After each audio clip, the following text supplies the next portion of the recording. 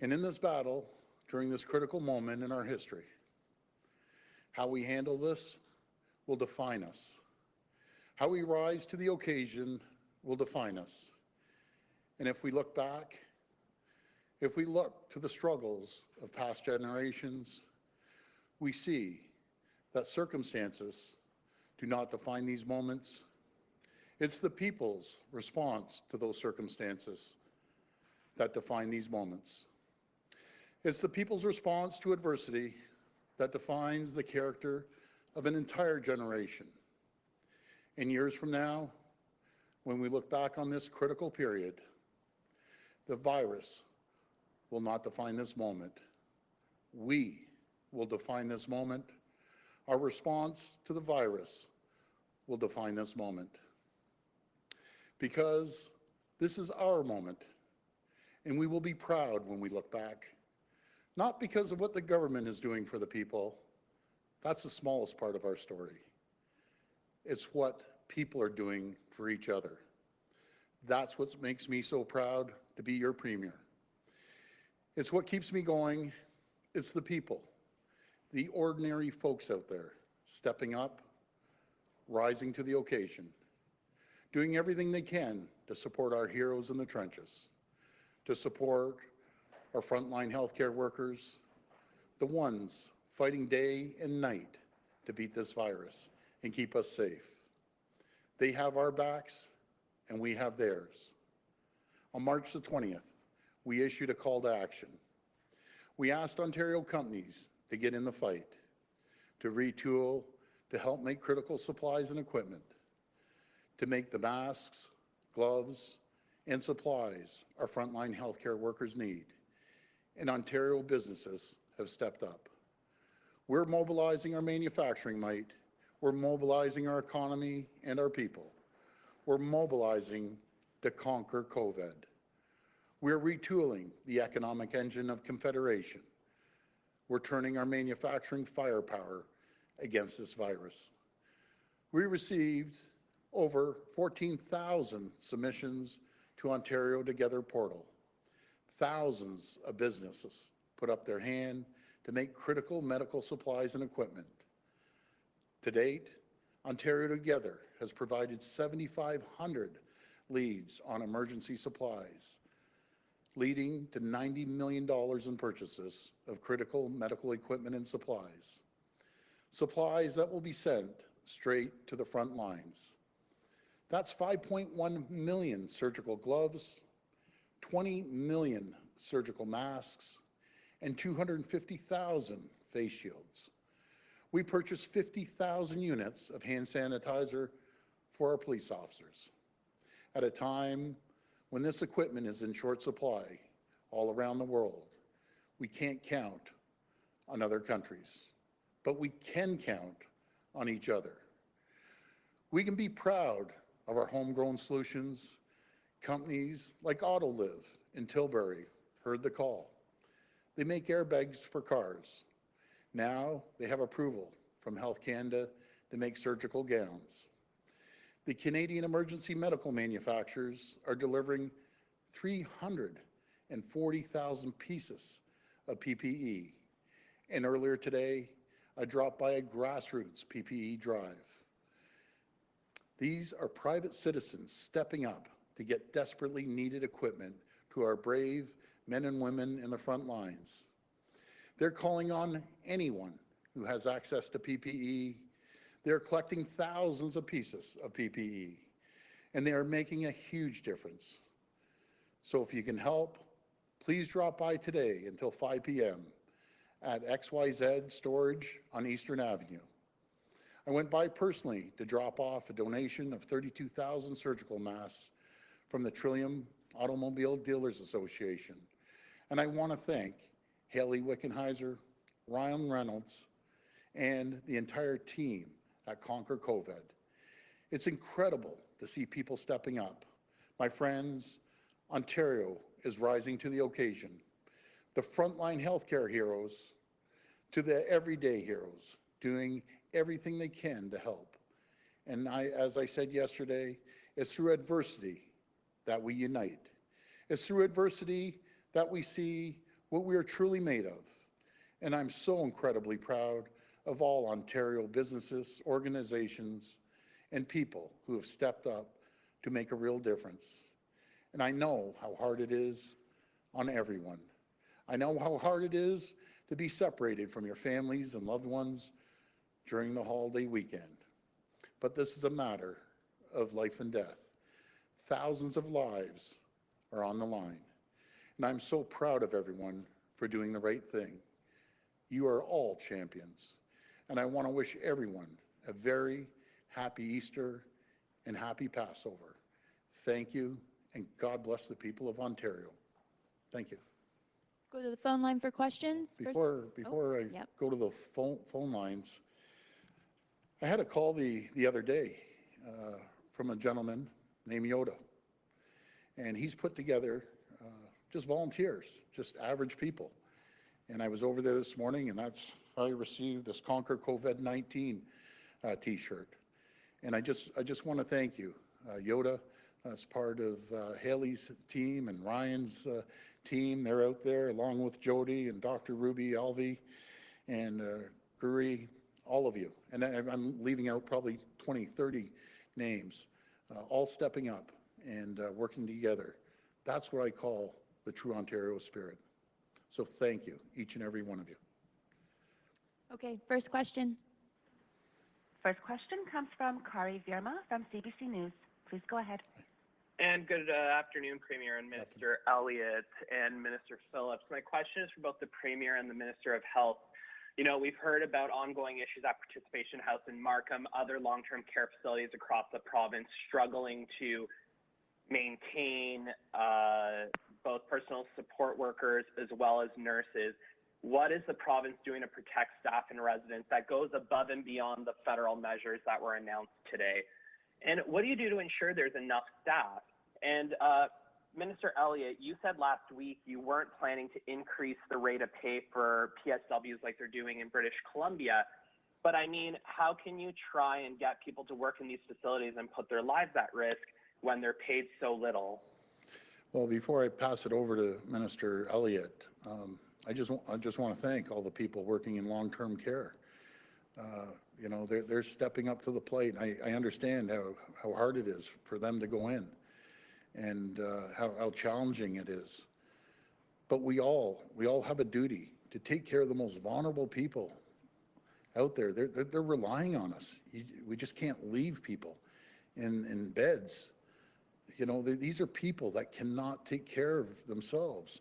You heard the terrible story in Quebec. And I know Premier Legault, he's just, you know, he's sick to his stomach over it. But as a society, as a province, as a people, we cannot just leave people there. And it's so sad. Just think of it. These are the most vulnerable. They could be your family member. They could be your grandparents. They could be your children. And we need to do everything we can to, first of all, make sure we support the frontline healthcare workers by providing them the PPE items that they need. But what happened in Markham is heartbreaking. We just can't abandon the most vulnerable. I'll pass it over to Minister Elliott.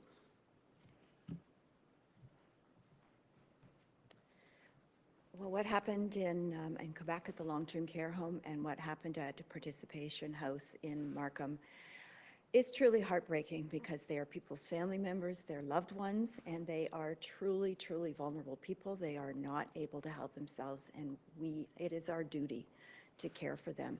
We want to make sure that they are safe and that they are comfortable. And I would say that the vast majority of our frontline providers are doing exactly that.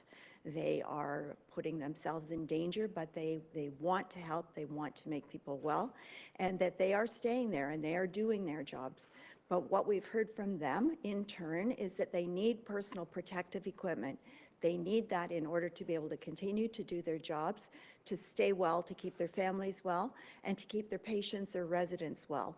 So that is what we are doing. We are working 24/7. We have groups that are doing procurement across the province and doing international procurement.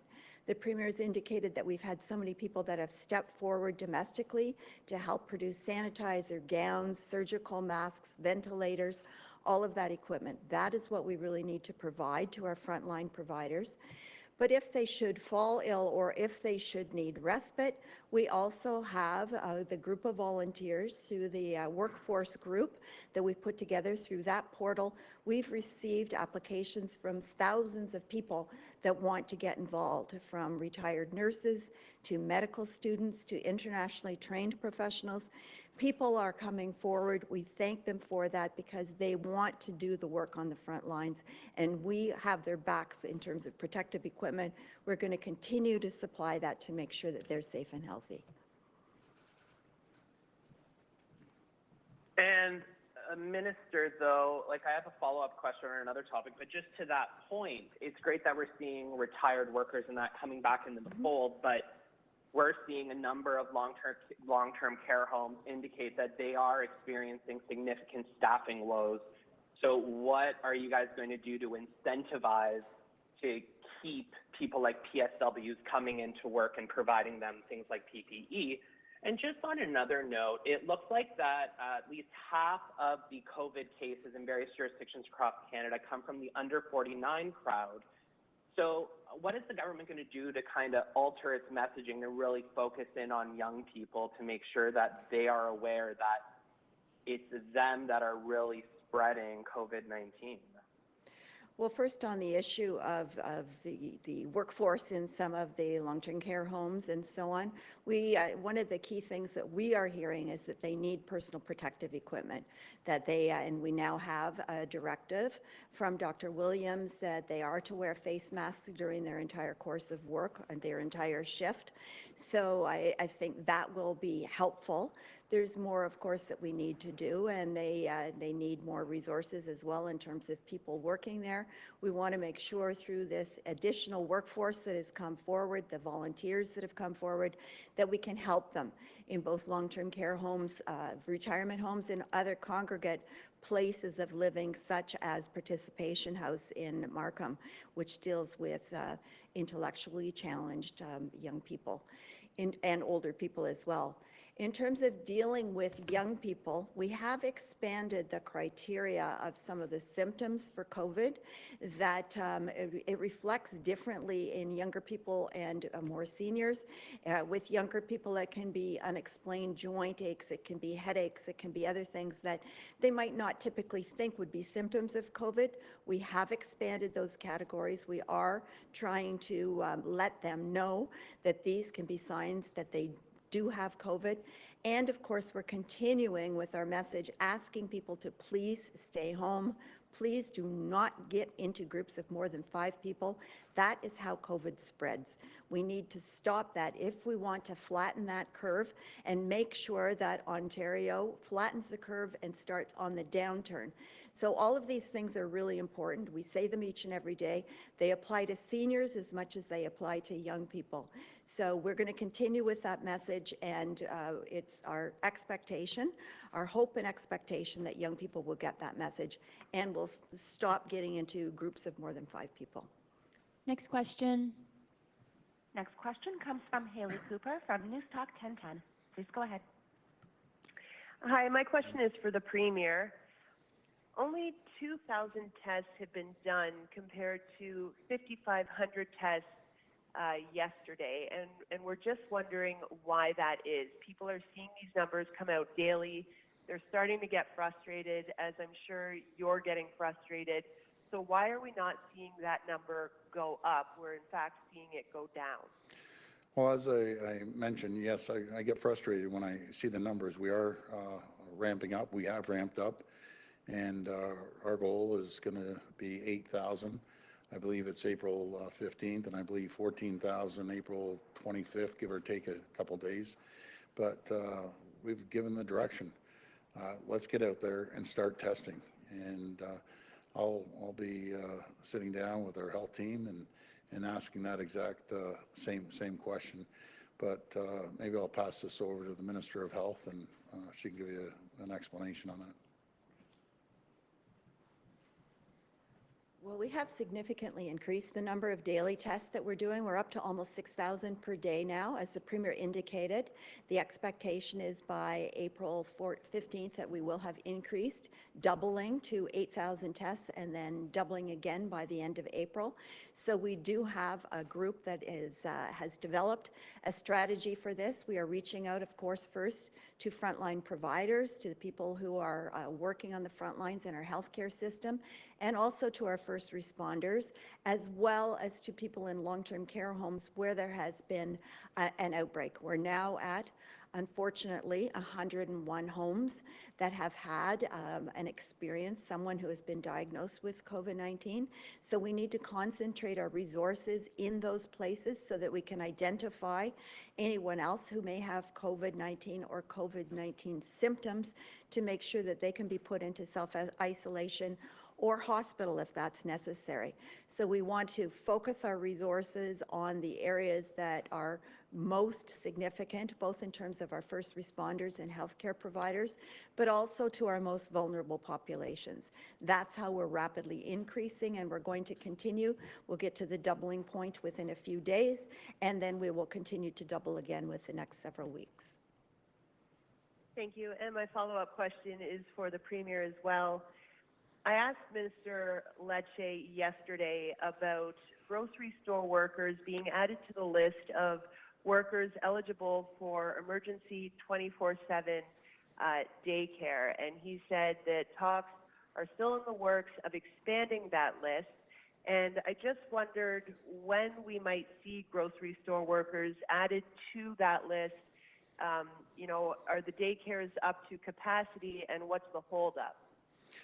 Well, we've chatted with Minister Lecce yesterday about that. He was actually down at Queen's Park. He's adjusting that list, and I have all the confidence in the world he's going to make sure he makes the right decision for any essential person out there, and grocery clerks and transit drivers as well. That list is very long, but I know that Minister Lecce will be coming out over the next short while, over the next few days, and adjusting the list that he has. Next question. Next question comes from Laura Stone from the Globe and Mail. Please go ahead. Hi there. I was hoping to follow up with Minister Elliott regarding the staffing issues in long-term care and other facilities for the vulnerable. Minister, is there anything else that the province can do to shore up more support for these places who are experiencing significant shortages, or where people have walked off the job, other than just relying on volunteers to come forward? What proactively is the government doing, and is calling in military aid an option? Well, at this point, everything's on the table. I don't think military aid is required at this point, because we have had thousands of medical professionals who have come forward that are willing to help out in these situations. Many retired nurses who are being requalified by the regulatory colleges. Medical students are helping us with contact tracing and so on. So we are working with our public health officials in each of the areas where there has been COVID-19 cases diagnosed in long-term care homes, to make sure that they have both the personal protective equipment but also the people on the ground in order to do the work. That's for long-term care homes. We're working with Minister Fullerton on that.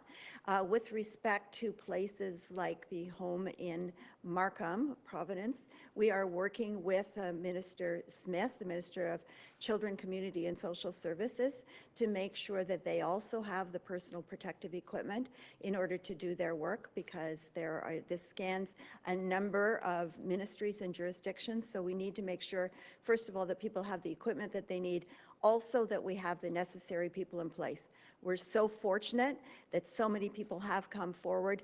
They are working, they're being deployed regionally and helping the local public health units where they've indicated that they need extra help.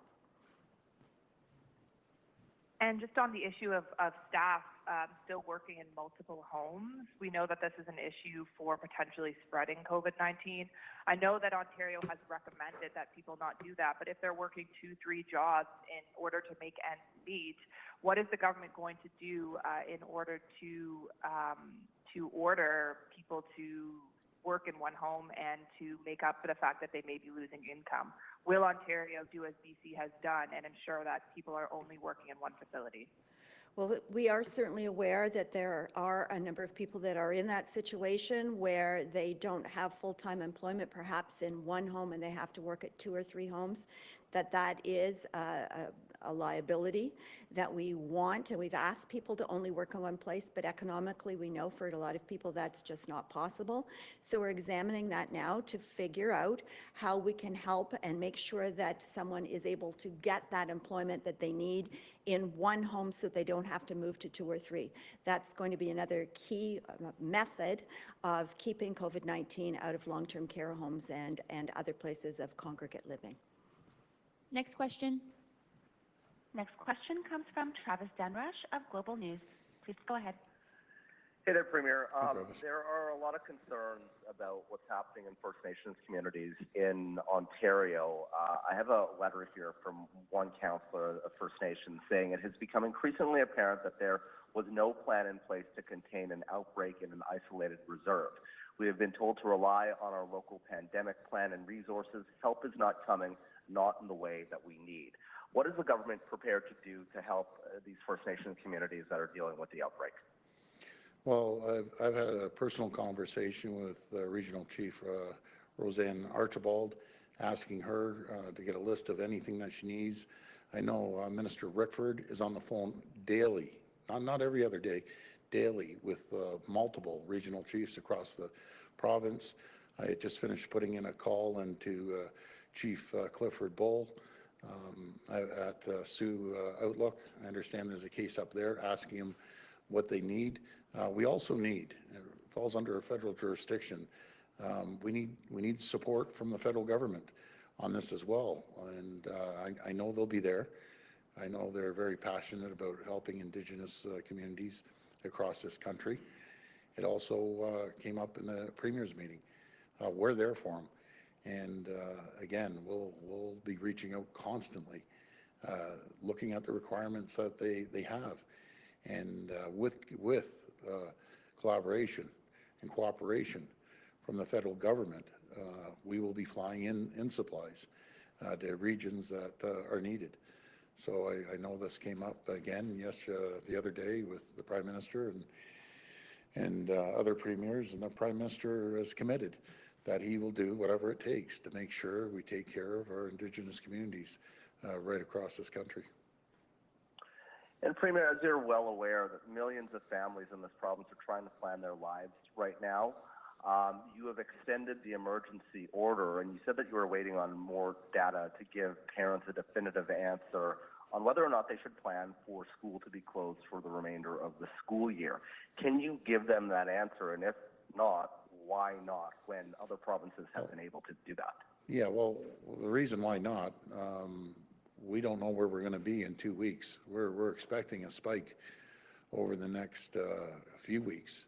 And the last thing we want to do, Travis, is put our kids in harm's way. So that will be a decision we'll be making after we speak to our chief medical officer. At the end of the day, he's gonna have the call on this. And then with full communication with our Minister of Education, along with school boards, school trustees, teachers as well. It's absolutely critical.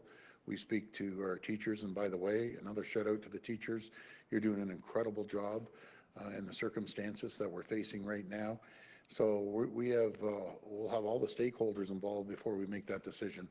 But I think it'd be a little premature when we're still 3 weeks away from that to make that decision right now. Next question. Next question comes from Rachel Haynes from CTV. Please go ahead. Hi, Premier. This is Rachel Haynes here from CTV National News. Just wanted to go back to what we're talking about the outbreaks in long-term care homes. Yeah. You're talking a lot about what needs to be done, but what about for the homes such as the one in Markham where the staff have already walked out? What more can you do for those long-term care homes where these people are already at risk in the homes that they're living in? Can you force their staff back to work? Do you need more help from the federal government? Well, I've said right from day one with anyone, you can't physically force anyone. When you sign up to do a job, you have to think of the worst case scenarios, and that's why these people are heroes. Our frontline healthcare workers, they're heroes because when a crisis like this happen, who do we turn to? We turn to our frontline doctors, nurses, PSWs, healthcare workers, long-term care workers, seniors, to not leave their post. And vast majority, 99.9% of people are standing there working through it. That's what makes these people heroes.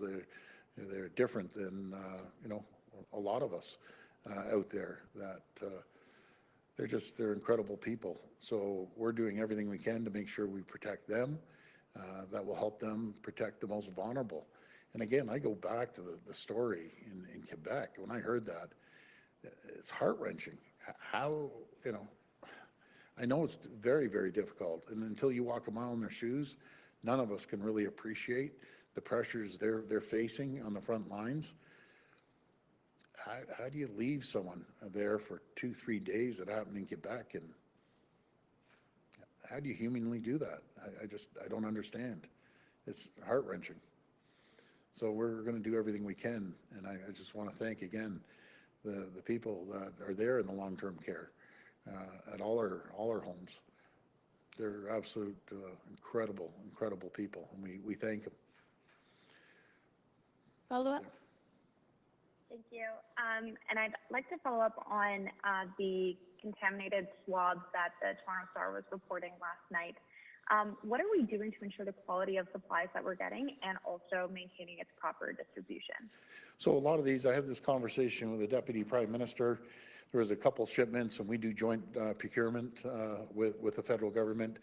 The company over in Asia actually contacted the federal government and said they found swabs with mold on it. I think it was 100,000, and another company shipped in 200,000. We caught them. They're going to be corrected. That's a big difficulty. That's a massive problem. Relying, no matter if they're swabs or N95, masks, you have to make sure that we do the audit, which we did, and we did catch it. When you're relying on other countries around the world, that's why we can't rely on these other countries. We have to manufacture here moving forward. The business community have really ramped up. At least we have our own standards here in Canada and Health Canada and in each province that we can keep an eye on quality control and do audits throughout the whole system. But when you start relying on countries from around the world, you don't know what you're going to get until they land, and then you start opening up the boxes and doing the testing. The solution for this, manufacture here in Canada. And when we get through this, and I've said it over and over again to all the premiers, they're all in agreement, Prime Minister, we can never, ever let this happen to us again. We have the ingenuity, the skills, the manufacturing might and the engineering might that after this, we can go to Asia and save, what, 10 cents, 15 cents on a mask? It's not worth it. It's not worth it in putting ourselves in jeopardy. These are critical items that should be stored, and God forbid we ever face this again. And my biggest fear right now is the second wave, possibly coming in September. I pray every night that we don't see a second wave, because that would really be damaging. Next question. Next question comes from Brian Lilly from the Toronto Sun. Please go ahead. Good afternoon, Premier. I have to say you look a bit more ready to go out on the road with AC/DC than a politician at the moment. I know. I didn't, Brian, I just came back from a great group of people, and I promised them I'd put this shirt on, and I'll tell you, it feels a lot more comfortable than those suits I wear. I wanted to ask you about the statement you made off the top about Ontario being at war. How would you describe that? How would you say that we're at war compared to, and we're fighting an invisible enemy? I get that, but we're not sending more people out into the factories. We're sending less. So how are we at war? Well, we're at war with the most deadly virus we've ever seen in this world, in our generation at least. And like you said, Brian, we're at war at an enemy we can't see right now. And people are going to define this moment. There's always so much a government can do, and we're doing everything we can. I know the federal government, municipal governments are all putting everything behind it, but it's the people that are going to win this war against this deadly virus by staying inside and making sure we practice social distancing. But it's the companies that it's like the cavalry coming over the top of the hill. These companies are just incredible, supplying a lot of the frontline healthcare workers with the PPE, the donations, like the folks that just average grassroots people started this Conquer COVID-19, the T-shirt that I'm wearing, reaching out to all these companies, and a big truck came in from Canadian Tire with skids of PPE items. Everyone is stepping up. That's how we're going to defeat this. It's not the traditional war by any means. We're out there, with the guns and the cannons and everything else. It's a different type of war that our generation has never seen before. But what's going to define us is how we tackle this.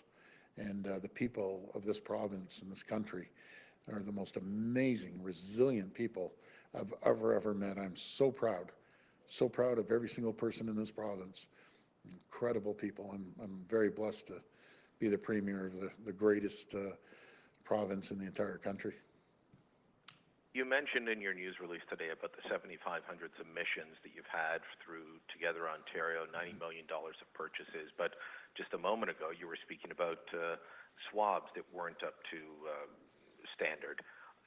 I'm wondering, have you received a lot of faulty or bogus submissions through Together Ontario? I know that in my email every day, I'm getting people trying to sell me supplies that you know as soon as you start reading the email that it's bogus. Have you had people trying to dupe the province, take advantage of the situation coming in through this?